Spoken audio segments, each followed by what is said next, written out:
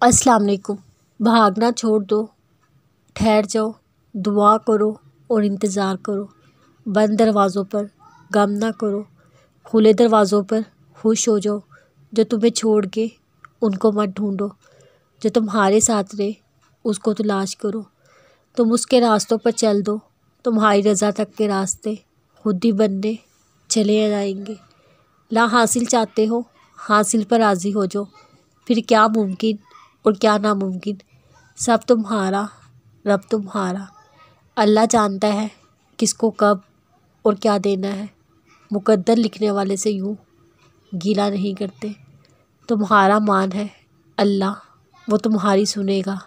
دیکھنا، وہ تمہارا مان ٹوٹنے سے پہلے ہی تمہارے لیے آسانیاں پیدا کر دے گا۔ یوں تو وہ دلوں کا حال جانتا ہے، لیکن وہ چاہتا ہے کہ اس سے مانگا جائے، کیونکہ وہ بادشاہ ہے۔ رشتے آزمائش ہیں، ہمیں مکمل بس اللہ چاہتا ہے۔ صدقے دل سے مانگا جائے تو اللہ دلوں کو جوڑ دیتا ہے۔ ادھوری نہیں رہتی پھر کوئی داستان، اللہ کن کہہ کر نصیب بدل دیتا ہے۔ جو بن مانگے دینے پر اس قدر خوش ہوتا ہے، کیا وہ تمہاری آنکھیں بند کر کے مانگی گئی دعاؤں پہ موت سے نہیں دے گا؟ اس راستے پہ چلنا سیکھو جو راستہ تمہیں اللہ سے ملوائے۔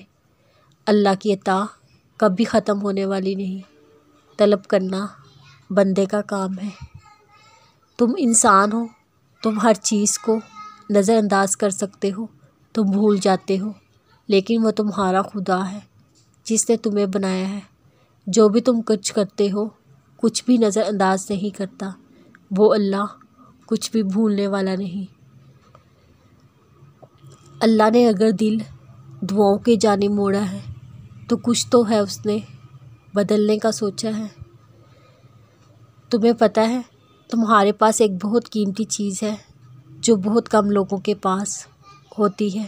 اللہ وہ چیز بس انہیں دیتا ہے جنہیں پسند کرتا ہے، اپنے قریب کرنا چاہتا ہے۔ پتہ ہے وہ کیا ہے؟ دوسروں کی تکلیف کا احساس، دعا کی توفیق، دعاؤں کا جواب نہ ملنے کے بعد یقین اور صبر۔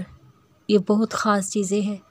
اگر تمہارے پاس ان میں سے کوئی ایک چیز بھی ہے، تم بہت امیر ہو، اللہ کے پسندیدہ ہو۔ اگر یہی نہیں ہے تو تم خالی ہو۔ محبت کا اصل حقدار تمہارا خدا ہے، جو تم سے 70 ماؤں سے زیادہ محبت کرتا ہے۔